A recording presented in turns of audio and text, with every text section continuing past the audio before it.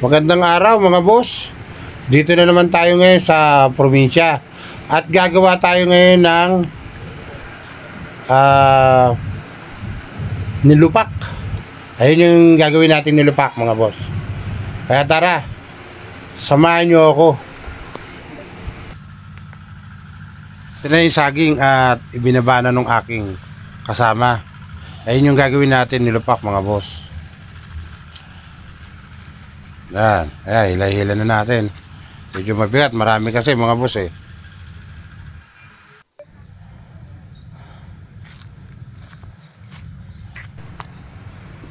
So, dadalhin na natin sa loob, aray ko. Ayan ang mga puno ko ng mangga rito mga boss. Yan po ang kabuuan ng aking solar dito sa probinsya. At inutusan ko na nga yung aking kasama. Kuha tayo ng nyug. Hindi naman siya yung yung nyug na, kundi manibala, yung yung parang magiging nyug pa lang, yung medyo malambot. Yun ang maganda sa paggawa ng nilupak. Ayan, namimili na nga siya. Sobrang taas oh. Matataas talaga ang puno ng nyug dito mga boss. Ang galing niya umakyat ah. Ayan, doon naman siya sa may kabila. Yun. Ayan, nagbagsak na siya. Kaya inaano niya na. Kinakalas niya na. Masipag po yan mga boss.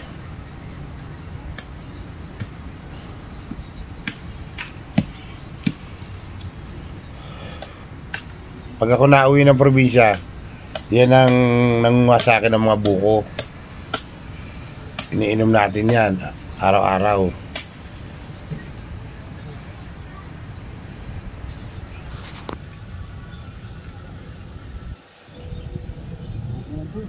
Ha? Ay, buko. Kahit buko yan oh, pwede pa yan Len. Tamang-tama nga yan.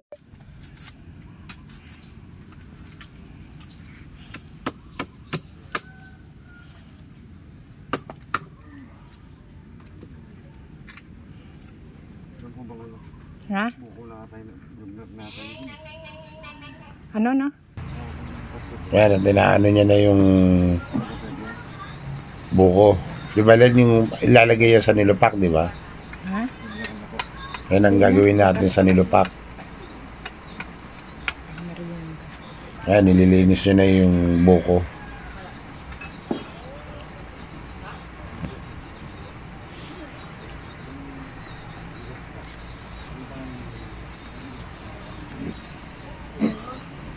Bumalik.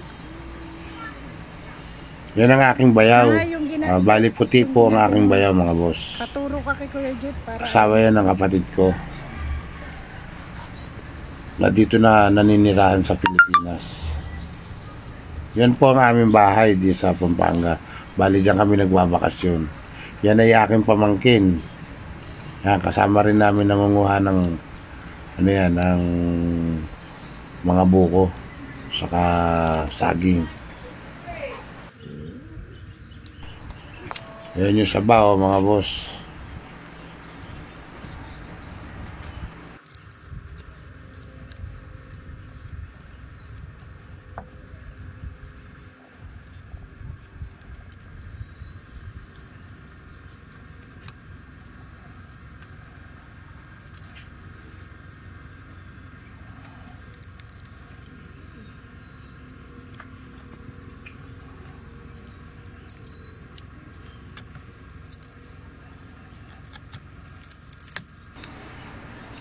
Ayan, tinatanggal na sa yan, sa pinakaano niya. Sa paggawa ng nilupak, wag hinug yung saba natin. Kailangan yung ganito lang yan, yung parang medyo may hinog pa lang ng konti. Ganyan ang maganda, tapos ilalaga natin yan. Mamaya papakita ko sa inyo kung paano gumawa ng nilupak. Tatanggalin muna natin sa piling yung saging. Yan. Diyan mo na ilagyan, Len. Diyan mo na ilagay yan. Yan.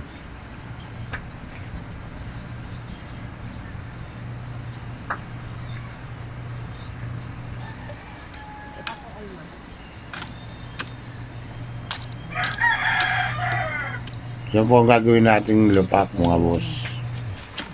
Ito yung pamangking ko, tinuturuan natin na magtanggal ng ng buko sa buwig.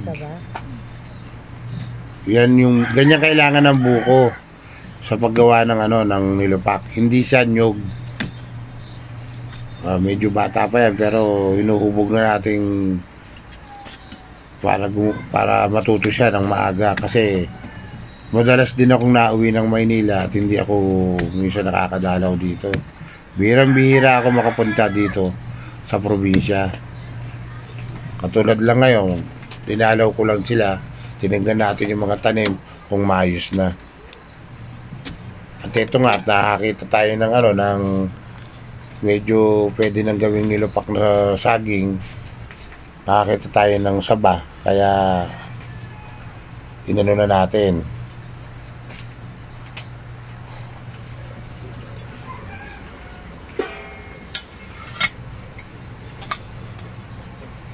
At nagawa na tayo. Yan, ilalaga na nga natin yan para sa gagawin natin nilupak.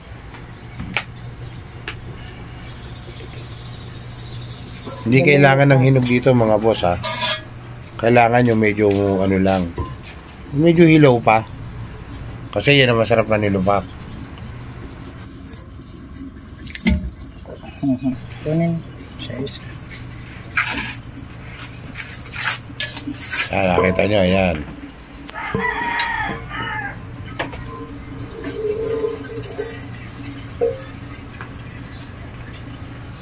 Malikot yung sinusundan ko. Yan, nagsali na natin dito sa sa palangganita.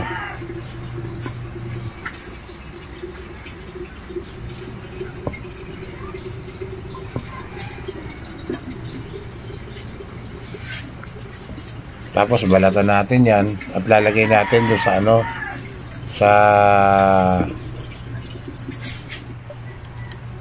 yung dikdikan.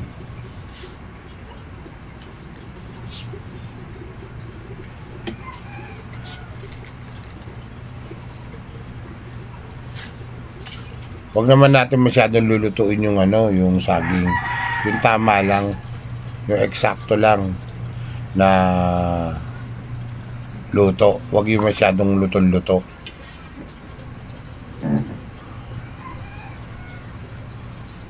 Init pa Huwag mo nang anuhin. Hayaan mo lang muna. Mainit pa yan Hayaan mo muna lumamig.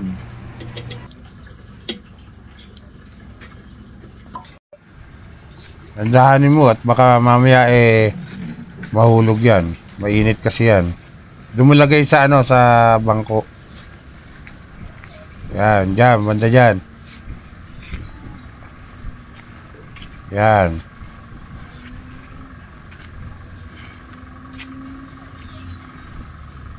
Doon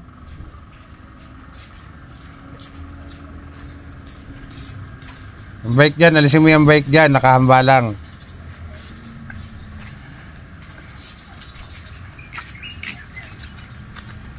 Kaya, ayan yung natin. Buko natin, mga boss. O, dahan-dahan naman, Len. Baka mataga yung kamay mo. Yung sabaw, huwag mo itapon, sayang. Oh. Lalo mo pa tinapon Dahan-dahan lang. Hindi ka kumuha ng lalagyanan kasi.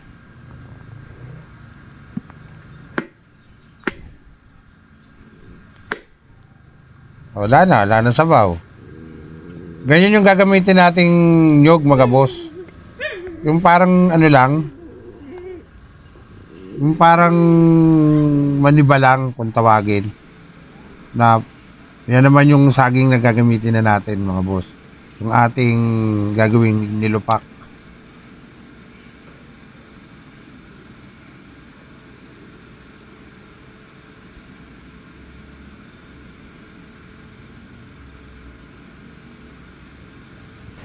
tignan nyo yung saging, yung saba. Hindi masyado luto yan. Tignan nyo mga boss. Yan, ganyan lang. Yan, pwede na yan. Mainit. Mainit. Yan, yung balat muna, iaano natin. Yan muna ang uunahin natin, di ba, Len? Oh, ganyan. Yan muna uunahin natin. Para yung almires yata tawag dyan eh. Para yung almires, hindi dikitan nung nung tawag doon, nung saging. Kasi yan, may dagtang konti yan eh. Yung na yan. Para yung saging na babayuhin natin, hindi dumikit to sa gilid ng almires. Technique natin yan mga boss. Yan. Kaya natin inano yung balat. Pero di natin luluto yan mga boss ha. Tatapon natin yan.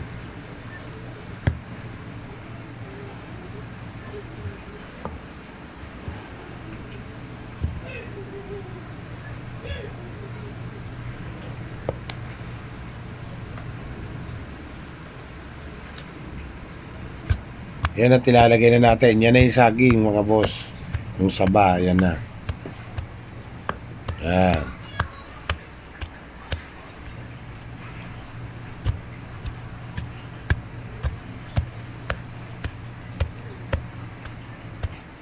Ganyan po ang pagdiktik ng saging. Ngayon ang paggawa ng ng ating homemade na nilupak.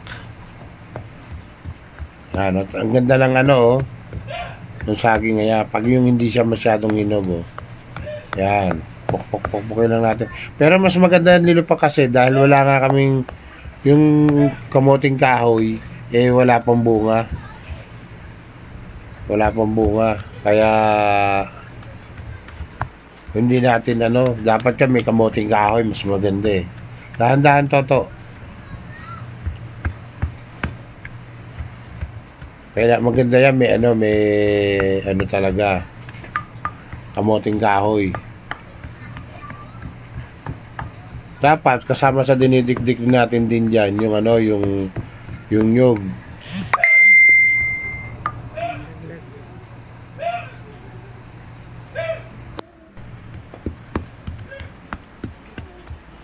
Ganyan dapat. Kailangan kasama na natin ilalagay yung ating May balat pa yata. asukal at nyug. Dinidikdik natin yung kasama niyan.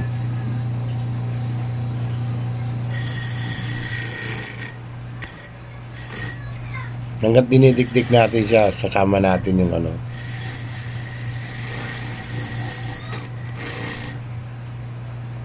Yan, natanda rin na ng kapatid ko yung yung takot kasi kung maganyan ng nyog, baka hindi ako sanay eh. Baka masugatan tayo. Yung kapatid ko sanay siya sa ganyan eh. Takot ako sa ganyan ng nyog. Ang nyog na yan, kaya hindi naman masyadong matigas yan. Malambot pa rin yan. Kung sa yung magnyonyog pa lang siya. Ganun ang maganda, medyo pag kinain mo, masarap pa siya. Kasi pag nyog na, yung matigas na siya, hindi na masarap kainin. Maganda yung medyo yung medyo malambot-lambot pa yung laman. Yun ang maganda.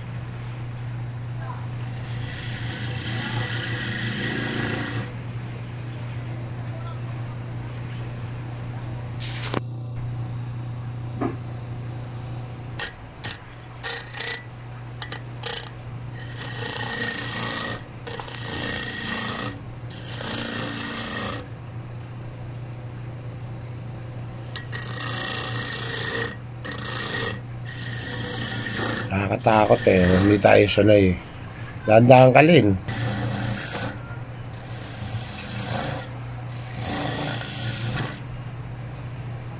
Sugatan ka. Kasi takot talaga ako dyan eh. So basta may ganyan matatalim na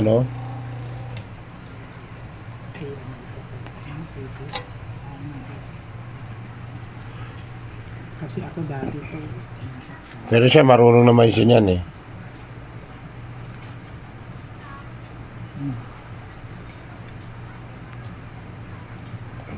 Huwag na. Ay, Ayan yung ano, yung nyug natin mga boss. Ayan, tapos na.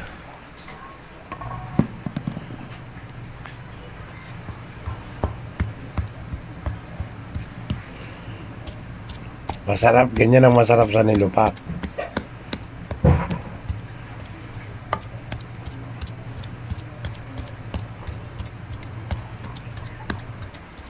Ayan, hanggang tagbabayo, lalagyan natin unti-unti ng nyog. Ayan. Ganyan. Kasama siya sa pagbayo. Ayan. Ganyan ang paggawa ng nilupak. At kung gusto natin tamisan, lagyan natin ng unti-unting asukal.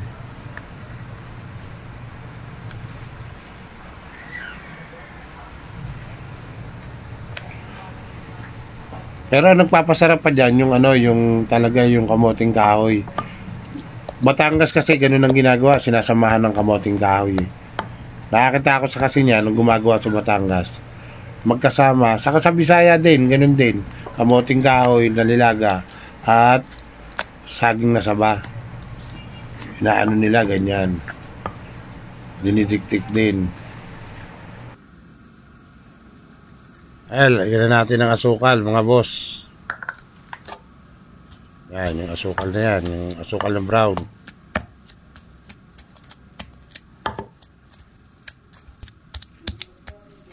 Diretso lang ang dikdik to. At ilagay na rin natin ang margarine. Yan. Dikdikin mo maigi. Palo lang.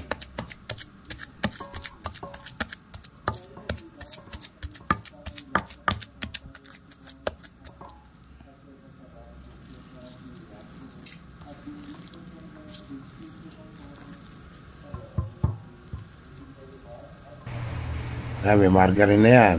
Sama-sama lang yan mga boss. Masarap din niya kahit walang kamoting kahoy.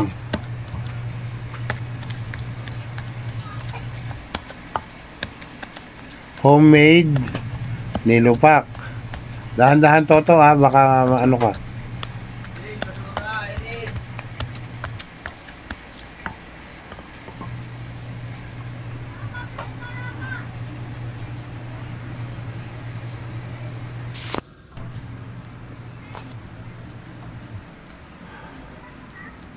Ayan, nilupak na siya mga boss, oh.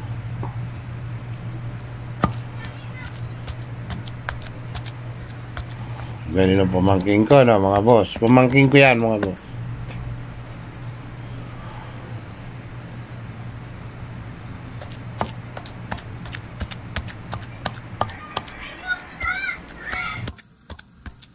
At dito na ako unti-unti magpapaalam sa inyo, mga boss.